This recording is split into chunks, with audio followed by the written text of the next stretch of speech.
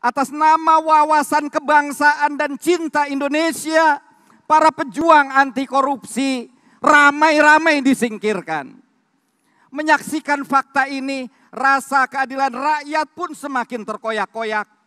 Kesadaran nurani publik tersakiti karena ketika agenda pemberantasan korupsi dilemahkan, di saat yang sama dana bantuan sosial yang seharusnya diperuntukkan bagi rakyat yang terdampak pandemi justru dikorupsi habis-habisan oleh para pejabat negara yang korup.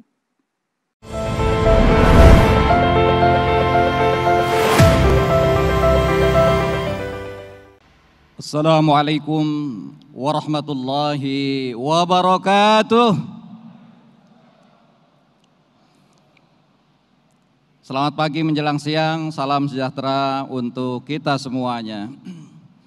Alhamdulillahirabbil alamin, wassalatu wassalamu ala asyrafil anbiya'i wal mursalin, sayyidina wa habibina wa syafi'ina wa maulana Muhammadin wa ala alihi wa sahbihi ajma'in. Amma ba'du. Waqad qala Allah Ta'ala fi kitabihil aziz wa huwa asdaqul qailin. A'udzubillahi minasyaitonirrajim. Bismillahirrahmanirrahim. Wa iz ta'adzana rabbukum la in syakartum la azidannakum wa la in kafartum inna 'adzabi lasyadid. Shadaqallahul azim. Yang sama-sama kita hormati dan kita muliakan Ketua Majelis Syura Partai Keadilan Sejahtera Habib Dr. Salim Segaf Al-Jufri, mata'anallahu bituli hayatihi wa nafa'ana bi'ulumihi, amin. Juga yang sama-sama kita hormati dan kita banggakan para wakil ketua Majelis Syura Partai Keadilan Sejahtera, hadir bersama kita secara fisik Dr. Ahmad Heriawan beserta Ibu, juga Dr. Andes Suharna Surapranata, MT, dan juga secara virtual hadir membersamai kita Dr. Hidayat Nur Wahid dan juga Dr. Muhammad Sohibul Iman. Yang sama-sama kita hormati dan kita banggakan dan hadir secara fisik Ketua Dewan Syariah Pusat Kiai Haji Dr. Surahman Hidayat beserta seluruh jajaran, dan juga hadir bersama kita juga secara fisik Ketua Majelis Pertimbangan Pusat Dr. Suswono beserta seluruh jajaran yang sama-sama kita hormati dan kita banggakan Sekjen Habib Abu Bakar Al-Habsyi beserta seluruh jajaran para wasekjen dan seluruh jajarannya, dan juga yang sama-sama kita hormati Bendahara Umum Partai Keadilan Sejahtera Haji Mahfuz Abdurrahman, seluruh ketua bidang dan badan DPP, Kesetjenan dan tim KSP, juga yang sama-sama kita hormati dan kita banggakan hadir membersamai kita Ketua Fraksi PKS DPR RI Dr. Jazuli Juwaini beserta para anggota DPR RI, dan hadir juga membersamai kita secara fisik Ketua MPR RI Ustadz Tifatul Sembiring, juga para ketua DPW di seluruh Indonesia serta seluruh jajaran DPTW dan DPTD seluruh Indonesia. Saya akan sapa dari mulai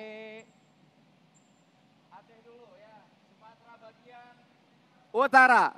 Mana Sumatera bagian utara, lambaikan tangan. Sumatera bagian utara. Alhamdulillah, semangat Aceh luar biasa kemarin ya. Saya sudah tiba kembali di Jakarta. Mudah-mudahan semangat ini akan terus menyebar di berbagai belahan bumi Indonesia. Allahu Akbar. Juga Sumatera bagian selatan. Mana Sumatera bagian selatan? Lambaikan tangannya. Allahu Akbar. Turun lagi, Banjabar. Banjabar, lambaikan tangan Banjabar. Oh iya, Pak Dimyati. Ya. Kembali kepada Jati Jaya. Lambaikan tangan Jati Jaya. Baik. Kemudian BPW Santri. Santri kawasan Tenggara Indonesia, Nusa Tenggara Barat, Nusa Tenggara Timur dan Bali. Ya. Dan kemudian BPW Sulawesi. Sulawesi mana Sulawesi? Lambaikan tangan. BPW Kalimantan. Wah, Kalimantan nih ya. Dan terakhir BPW Indonesia bagian timur. Mana Indonesia bagian timur? Allahu Akbar. Para kepala daerah dan wakil kepala daerah yang diusung dan didukung oleh Partai Keadilan Sejahtera yang saya hormati, saya banggakan, dan seluruh kader serta simpatisan Partai Keadilan Sejahtera di seluruh Indonesia, bahkan hadir juga bersama kita dari PIP dari berbagai negara. Insan media yang saya hormati, saya banggakan, hadirin saudara-saudaraku sekalian, sebangsa dan setanah air. Alhamdulillah, puji syukur tentu kita perlu panjatkan kehadirat Allah Subhanahu wa Ta'ala atas segala nikmat dan karunia-Nya kepada kita semua yang sungguh sangat luar biasa. Hari ini kita bisa hadir bersama-sama secara fisik dan secara virtual dalam rangka menyelenggarakan 19 tahun Milad Partai Keadilan Sejahtera.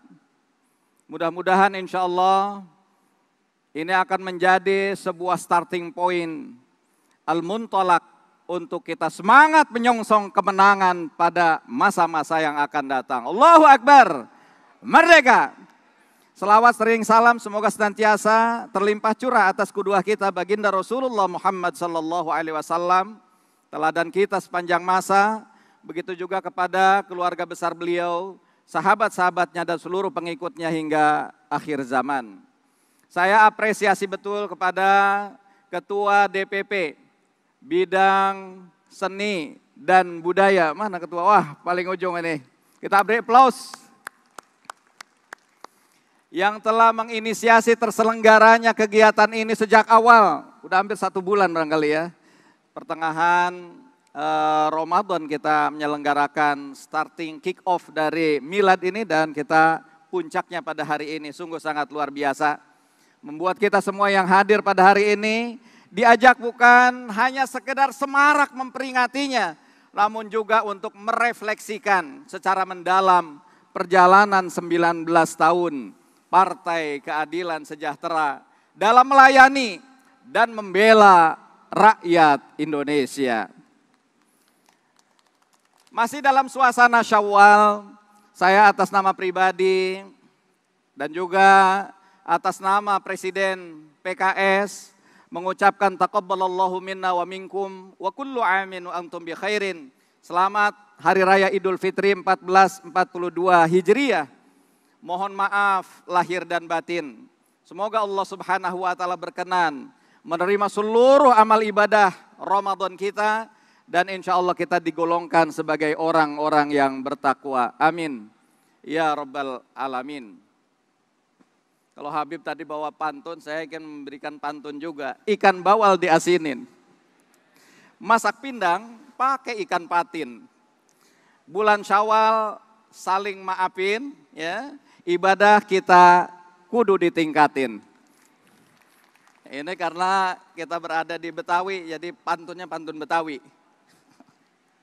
Saudara-saudaraku sebangsa dan setanah air, keluarga besar Partai Keadilan Sejahtera yang berbahagia. Pada tahun 1998, dari rahim reformasi Partai Keadilan dilahirkan. 2002 berdasarkan Munas Istimewa Partai Keadilan melebur menjadi Partai Keadilan Sejahtera. 19 tahun usia PKS, kita terus berjuang dengan membawa ruh perjuangan reformasi tahun 1998 untuk menghadirkan pemerintahan yang bersih dan berwibawa. Semangat untuk menata kehidupan berbangsa dan bernegara yang lebih demokratis, semangat untuk mewujudkan pembangunan bangsa yang lebih adil, sejahtera, dan bermartabat. Semangat reformasi tahun 1998 ini harus tetap kita jaga. Setuju? Dalam situasi ekonomi dan sosial politik nasional yang tampak semakin suram akhir-akhir ini, semangat reformasi tidak boleh padam. Kita harus menyalakan kembali semangat itu agar api perjuangan menyala di hati dan pikiran kita. Di hati dan pikiran seluruh rakyat Indonesia. Para guru dan pendiri partai kita pernah menyampaikan nasihat yang penting bagi kita semua. Nahnu minhum, nahnu ma'ahum, nahnu walahum. PKS adalah bagian yang tak terpisahkan dari rakyat Indonesia. PKS harus selalu berdiri bersama rakyat Indonesia. Dan PKS harus senantiasa berjuang demi kemaslahatan rakyat Indonesia. Allahu Akbar. Oleh karena itu kader-kader PKS harus menjadi pejuang-pejuang sejati. Seorang pejuang adalah mereka yang pundaknya tak pernah lelah memikul beban perjuangan. Mereka adalah orang-orang yang ketika berdoa tidak meminta diringankan beban perjuangannya. Tetapi mereka meminta untuk diberikan pundak yang lebih kuat. Untuk sanggup memikul beban perjuangan yang lebih berat. Mereka adalah kader-kader yang siap berjuang membangun Indonesia. Di kota sampai di desa-desa mewujudkan keadilan dan kesejahteraan. Allahu Akbar. Para pejuang sejati adalah orang-orang yang sudah selesai dengan dirinya sendiri. Tidak pernah mencari keuntungan materi dan bahkan keuntungan pribadi. Mereka lah orang-orang yang bekerja paling keras, berkorban paling banyak, bekerja dengan ikhlas, bergerak tak kenal lelah hingga takdir Allah Subhanahu wa taala yang menentukan hasilnya. Saudara-saudara sebangsa dan setanah air, keluarga besar Partai Keadilan Sejahtera yang saya banggakan. Dalam kehidupan berbangsa dan bernegara saat ini, kita masih merasakan berbagai permasalahan. Keakraban kita sebagai sesama anak bangsa kadang terusik dan tercerai-berai. Akal sehat kita sebagai manusia rasional tak lagi bisa bernalar. Di tengah-tengah masyarakat yang terbelah, ada narasi yang seolah-olah ingin membenturkan sesama anak bangsa. Narasi yang provokatif, yang mencederai kerukunan hidup sesama anak bangsa. Kita merasakan akhir-akhir ini ada propaganda yang begitu bising didengungkan oleh para pendengung. Bahwa menjadi seorang muslim yang taat itu tidak bisa sekaligus menjadi warga negara yang taat. Menjadi seorang yang religius tidak bisa menjadi seorang nasionalis. Atas nama nasionalisme, mereka sematkan stigma radikalisme kepada sesama anak bangsa. Atas nama Pancasila, mereka sematkan tuduhan ekstremisme kepada sesama warga negara. Bukankah para pendiri bangsa kita, Soekarno, Hatta, telah meletakkan dasar-dasar konsensus bernegara sebagai alat untuk mempersatukan bangsa. Pancasila lahir sebagai common platform, kalimatun sawa untuk seluruh rakyat dan bangsa Indonesia. Dari Sabang hingga Merauke, dari Miangas hingga Rote. Hari-hari ini kita menyaksikan Pancasila tidak lagi menjadi konsensus pemersatu bangsa, sebagaimana telah dicontohkan oleh para pendiri bangsa kita. Pancasila telah disalahgunakan sebagai instrumen kekuasaan untuk memecah belah persatuan bangsa. Atas nama Pancasila, hegemoni kekuasaan merusak kehangatan percakapan warga negara. Mengadu domba sehingga terjadi keterbelahan yang semakin menganga. Saudara-saudara sekalian yang saya hormati, saya banggakan, hari-hari ini rakyat Indonesia juga menyaksikan secara kasat mata atas nama wawasan kebangsaan dan cinta Indonesia, para pejuang anti korupsi ramai-ramai disingkirkan. Menyaksikan fakta ini, rasa keadilan rakyat pun semakin terkoyak-koyak. Kesadaran nurani publik tersakiti karena ketika agenda pemberantasan korupsi dilemahkan, di saat yang sama dana bantuan sosial yang seharusnya diperuntukkan bagi rakyat yang terdampak pandemi justru dikorupsi habis-habisan oleh para pejabat negara yang korup. Saudara-saudara sekalian, hadirin hadirat yang saya banggakan, publik menjadi bertanya-tanya, apakah integritas dan sikap anti korupsi bukan sikap yang Pancasilais, bukan sikap cinta NKRI. Jadi jangan sampai hanya karena segelintir oknum yang ingin melemahkan pemberantasan korupsi, institusi KPK sebagai ujung tombak pemberantasan korupsi lemah. Jika itu terjadi, maka rakyatlah yang dirugikan. Saudara-saudaraku sebangsa dan setanah air serta keluarga besar Partai Keadilan Sejahtera. Seringkali rasa cinta tanah air hanya sebatas jargon dan kata-kata. Bagi PKS, nasionalisme itu harus berdimensi dua hal sekaligus. Nasionalisme simbolik dan juga nasionalisme substantif. Baik nasionalisme simbolik maupun substantif sama-sama penting. Mencintai Indonesia sebagai identitas kebangsaan adalah nasionalisme simbolik. Kita bangga tadi menyanyikan lagu kebangsaan Indonesia Raya. Kita juga tadi hormat pada bendera. Kita juga melafalkan secara fasih dan hafal Pancasila dan Undang-Undang Dasar Negara Republik Indonesia tahun 1945. Namun yang tidak kalah penting adalah nasionalisme substantif.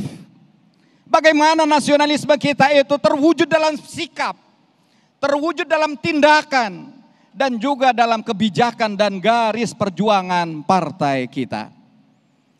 Nasionalisme substantif PKS tercermin dalam 4 level misi PKS sebagaimana yang tercantum dalam platform pembangunan PKS. Ini mungkin dikoreksi nanti Kang Harna, karena Kang Harna ini ahli platform, jadi kalau salah-salah nanti koreksi aja Kang. Yang pertama adalah misi pembinaan, ya. Rasa cinta PKS kepada bangsa Indonesia tercermin dari tekad kuat PKS untuk membentuk, mencetak, dan melahirkan para pemimpin bangsa yang memiliki karakter bersih, peduli, dan profesional. Bersih artinya kader-kader PKS harus memiliki kredibilitas moral dan konstitusional yang kokoh. Secara moralitas bersih artinya tidak ada cacat dari sisi perilaku, dari sisi akhlak dan etika. Secara konstitusional kokoh artinya memiliki nasionalisme yang tinggi. Tidak ada cacat atau kasus hukum yang melilitnya. Peduli artinya kader-kader PKS harus memiliki kredibilitas sosial dan organisasional yang baik. Kader PKS harus memiliki modal sosial yang mumpuni, dipercaya oleh lingkungan dan masyarakat sekitar. Dan di saat yang sama memiliki keterikatan yang baik dengan aturan-aturan Partai Keadilan Sejahtera. Tahu aturan main. Profesional artinya kader-kader PKS harus memiliki kapasitas bekerja yang handal dan dapat diandalkan. Dalam bekerja mengedepankan prinsip ihsan atau profesional. Sehingga karya-karyanya yang berprestasi dan selalu menginspirasi. Menjadi kader yang bersih, peduli dan profesional adalah manifestasi dari karakter inti seorang pejuang. Mari kita ingat nasihat dari Dr. Muhammad Hatta, pahlawan proklamator, kurang cerdas dapat diperbaiki dengan belajar, kurang cakap dapat dihilangkan dengan pengalaman. Namun beliau mengingatkan, namun tidak jujur itu sikap yang sulit diperbaiki. Maka 3 karakter inti inilah yang harus menjadi jati diri kader-kader Partai Keadilan Sejahtera sebagaimana tercantum dalam anggaran dasar dan anggaran rumah tangga PKS. Yang kedua, misi kelembagaan. Misi kelembagaan adalah manifestasi cinta PKS kepada Indonesia yang diwujudkan dalam prinsip tata kelola partai yang baik atau good political party governance. Terima kasih kepada jajaran Sekjen yang terus menyempurnakan bagaimana pelayanan-pelayanan secara administratif untuk mewujudkan good political party governance. Hari-hari ini kita menyaksikan betapa partai politik mengalami kemerosotan kepercayaan dari masyarakat. Tentunya ini yang menjadi bahan introspeksi bagi kita semuanya. Bagi PKS ini adalah tantangan sekaligus peluang. Inilah ruang pembuktian bagi kita untuk bisa merebut kembali kepercayaan publik dari masyarakat Indonesia. Allahu Akbar. Oleh karena itu salah satu ikhtiar kita adalah membangun budaya tata kelola organisasi partai yang baik. Kita harus bangun budaya transparan, kita harus bangun budaya akuntabel, dan kita harus bangun partisipatif. Sikap terbuka, tanggung jawab, dan partisipasif ini akan mengikis rasa curiga dan ketidakpercayaan publik. Kita harus sampaikan secara terbuka apa-apa agenda-agenda program-program kita, libatkan seluruh stakeholder masyarakat, lintas agama, lintas organisasi, lintas politik, sehingga terjadi titik temu dan sikap dewasa terhadap berbagai perbedaan. Bagi PKS, konsensus kehidupan berbangsa dan bernegara seperti Pancasila, Undang-Undang Dasar Negara Republik Indonesia, Bhinneka Tunggal Ika, dan NKRI semua sudah selesai dan itu terus disosialisasikan oleh para anggota dewan, ya, sehingga insya Allah saatnya sekarang ini justru kita merealisasikan dalam sikap, tindakan, dan garis perjuangan Partai Keadilan Sejahtera. Allahu Akbar. Yang ketiga adalah misi kebangsaan. Manifestasi misi kebangsaan PKS adalah komitmen perjuangan PKS untuk hadir memperjuangkan kehendak, kepentingan, dan hak-hak rakyat. Sebagai kekuatan politik di luar pemerintahan atau oposisi, maka PKS harus menjadi kekuatan yang terdepan dalam mengartikulasi dan resonansi aspirasi-aspirasi publik. Semua bidang, badan, dan fraksi, ya, ini saya sangat berharap harus proaktif menyatakan sikap politiknya. Dan alhamdulillah ini sudah dilakukan oleh bidang-bidang dan oleh badan, termasuk juga fraksinya sudah atraktif, luar biasa, ya, baik di DPR maupun MPR, ya, karena saya terlibat juga di badan kajian MPR, itu sangat atraktif dalam diskusi-diskusi yang sangat mendalam. Ini semua terlibat secara intensif dengan isu-isu publik, sehingga insya Allah peran advokasi publik PKS nampak menjadi tumpuan dan harapan publik. Sikap oposisi PKS bukan sikap asal beda atau asal bunyi, tetapi sikap politik PKS harus didasarkan kepada pemikiran yang kokoh dan rasional. Sikap oposisi PKS dibangun atas dasar aspirasi publik yang terbangun dari gerakan sosial masyarakat di akar rumput. Para anggota Dewan PKS sekali lagi harus turun ke lapangan, membangun dan mengorganisasi komunitas berbasis isu dan agenda yang akan diperjuangkan. Sehingga hubungan antara anggota Dewan dan juga konstituennya terbangun karena alasan ideologis dan intelektual. Selain itu PKS menjalankan politik kebangsaan. PKS berkomitmen untuk menempatkan kepentingan politik bangsa di atas kepentingan partai dan golongan. Selama Ramadan kemarin alhamdulillah, ya, kita hampir menyelesaikan seluruh silaturahim bersama partai-partai politik. Dan alhamdulillah dilengkapi setelah Ramadan, selesailah sudah dengan komunikasi politik dengan seluruh partai-partai politik.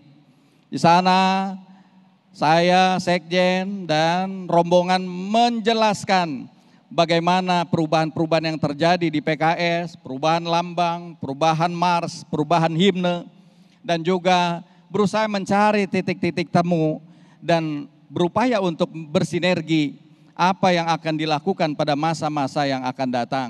Alhamdulillah bidang badan juga mensupport, fraksi DPR RI juga mensupport ikut serta, sehingga apa yang terjadi dalam silaturahim kebangsaan kemarin, alhamdulillah banyak mendapat apresiasi bukan hanya dari kader-kader PKS, tetapi dari seluruh masyarakat, bahkan juga dari berbagai partai politik.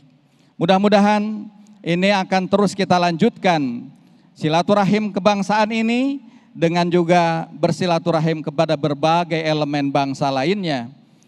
Kepada MUI kita sudah bersilaturahim, kepada Dewan Dakwah Islamnya Indonesia kita sudah bersilaturahim. Insya Allah pekan depan kita akan jadwalkan dengan PP Muhammadiyah dan juga berikutnya dengan NU, ya, PBNU. Mudah-mudahan juga akan silaturahim dengan PGI, KWI, Walubi, dan termasuk tokoh-tokoh bangsa Indonesia. Agenda silaturahim kebangsaan ini menurut saya sangat penting dilakukan oleh PKS. Oleh karena itu saya menerbitkan Inpres yang kiranya ini bisa juga menjadi semangat yang sama di tingkat wilayah, daerah, cabang, bahkan sampai DPR dengan semangat.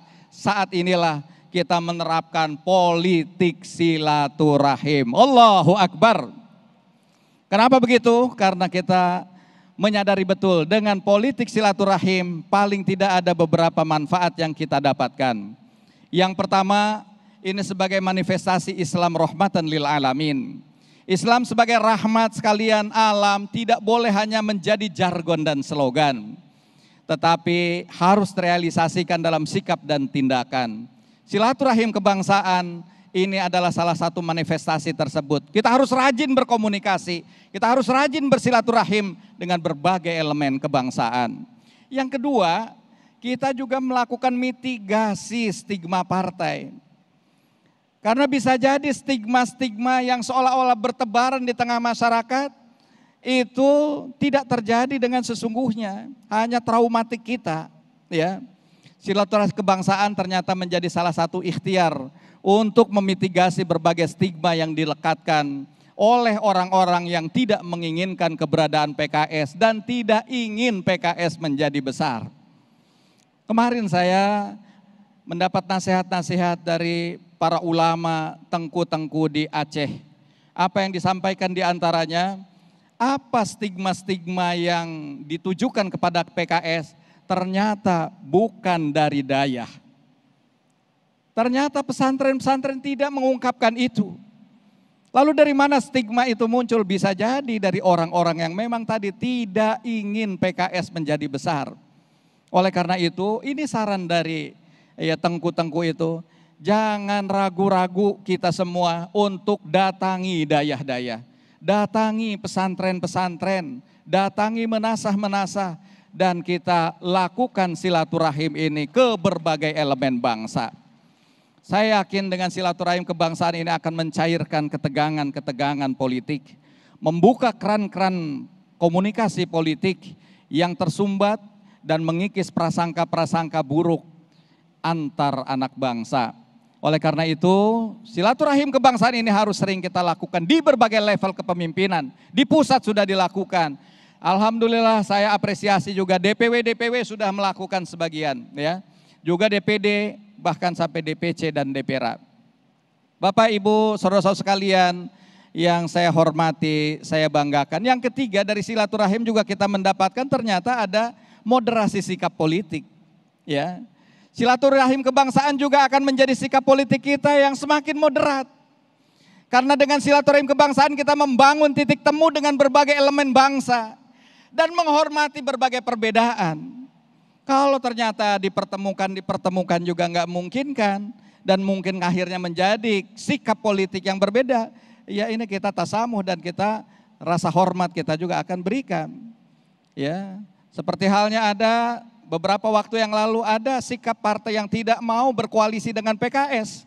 Silakan saja itu sikap politik, ya. Dan PKS akan tetap bagaimana dengan jati dirinya, tapi tidak melepaskan silaturahim dengan berbagai elemen bangsa. Sehingga dengan itulah kita akan bisa insya Allah membangun demokrasi yang lebih kokoh dan lebih kuat di negeri kita tercinta Indonesia. Dan yang keempat, ini manfaat dari silaturahim yang dirasakan oleh saya dan teman-teman di DPP. Ternyata dengan silaturahim itu terjadi relaksasi politik. Akhir-akhir ini politik kita semakin terpolarisasi karena akibat Pilpres 2014, 2019 seolah masyarakat terbelah. Kondisi polarisasi politik ini tentu tidak bukan kondisi yang ideal.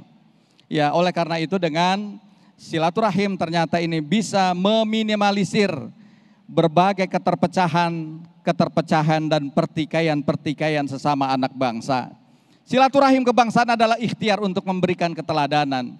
Di tengah perbedaan pandangan politik yang terbelah, kita masih bisa membangun berbagai macam kesamaan pandangan sebagai anak bangsa. Ya, kepada Partai Golkar kemarin, kita berharap memberikan support dan dukungan terkait dengan janji politik kita, bahwasanya kita berjanji agar kendaraan roda 4 kendaraan roda 2 di bawah 150 cc dihapuskan pajak kendaraan bermotornya, dan mudah-mudahan ini bisa terrealisasi. Ya.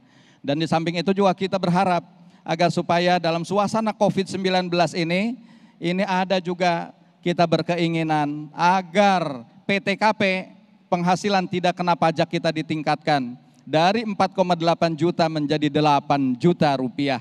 Sehingga 8 juta tidak kena pajak, dan itu akan menjadi saving power bagi masyarakat yang dalam suasana COVID-19 ini mereka kesulitan dalam sisi-sisi ekonomi.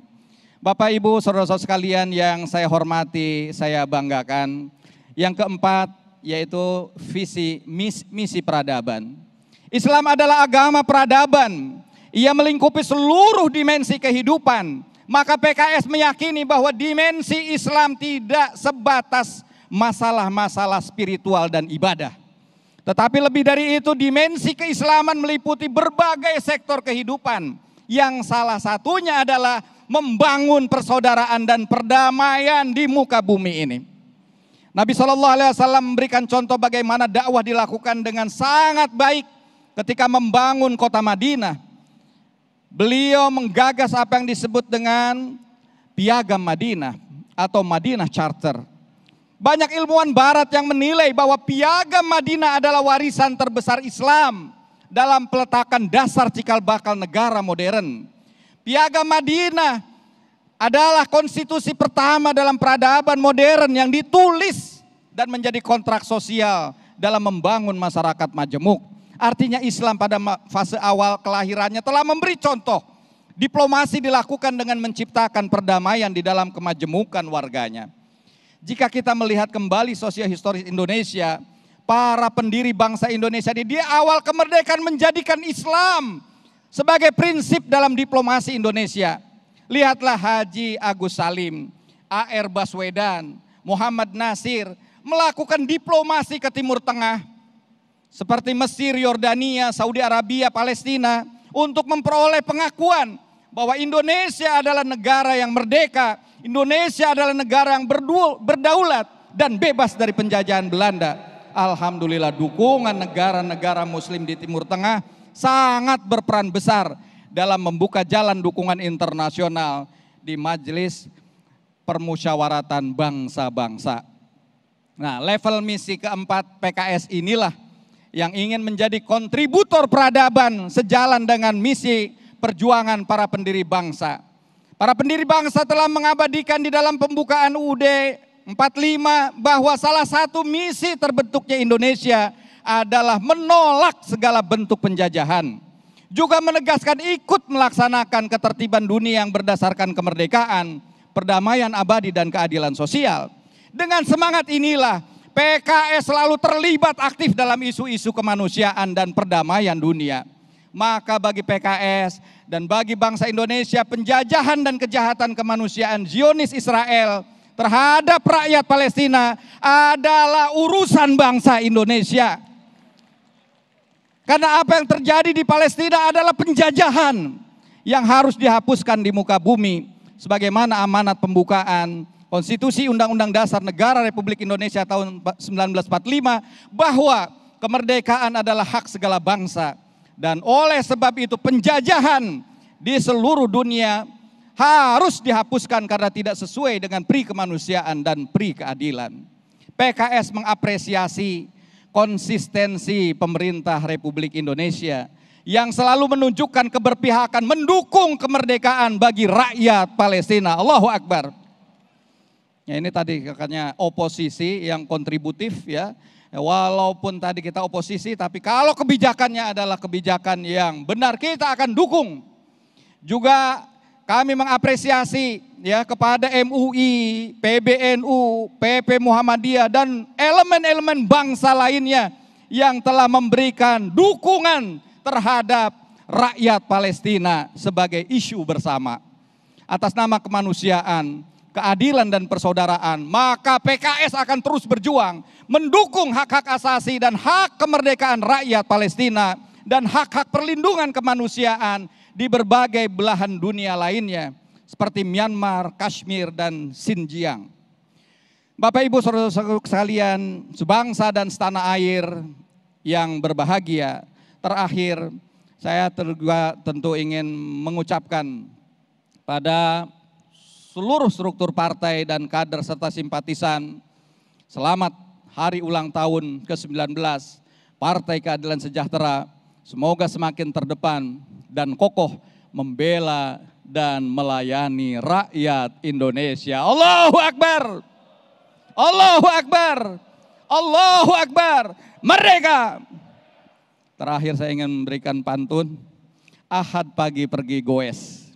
Ini alhamdulillah nih pagi ini ada namanya PVR, PKS Virtual Race. Dan diikuti ini oleh 19.000 kader dan simpatisan PKS. Ya luar biasa. Makasih Mas Yoyo, ya Ketua Bidang Kepanduan yang sudah melaksanakan PVR dan acara-acara kegiatan lainnya. Jadi kembali ke pantun. Ahad pagi pergi goes, agar badan tetap sehat. Selamat HUT ke-19 PKS, kokoh melayani rakyat. Amin ya Rabbal Alamin. Inilah yang dapat saya sampaikan. Sekali lagi mudah-mudahan Allah memberikan keistiqomahan pada kita untuk terus berjuang dan melayani rakyat Indonesia. Fasiru bi barakatillah fa innakum faizun. Berjalanlah dalam keberkahan Allah Subhanahu wa taala. Sesungguhnya kalian adalah para pemenang. Insya Allah, Allah akan berikan kemenangan di tahun 2024. Dan kita doakan pada pertemuan kita ini, saudara-saudara kita yang di Palestina, Allahumma ansuril muslimina fi Palestin. Allahumma ansuril muslimina fi Palestin. Allahumma ansuril muslimina fi Palestin. Allahumma ansur man nasaraddin wa khzul man khazal muslimin waj'al baldatana Indonesia hadhihi baldatun tayyibah tajri fiha ahkamuka wa sunnati rasulika ya hayyu ya qayyum ya ilahana wa ilaha kulli syai hadza haluna ya rab la yakhfa alaik. Allahumma adfa'anna al-bala wal waba wal mihani wal fitan ma zahara minha wa ma batan baladina hadza khassah min buldanil muslimina ammah. Rabbana taqabbal minna innaka antas samiul alim wa tub alaina innaka antat tawwabur rahim. Rabbana atina fid dunya hasanah fil akhirati hasanah wa qina adzabannar. Walhamdulillahi rabbil alamin. Kurang lebih saya mohon maaf. Billahi taufiq wal hidayah. Wallahul muwaffiq ila aqwamit thoriq. Nasrun minallahi wa fathun qarib. Assalamualaikum warahmatullahi wabarakatuh.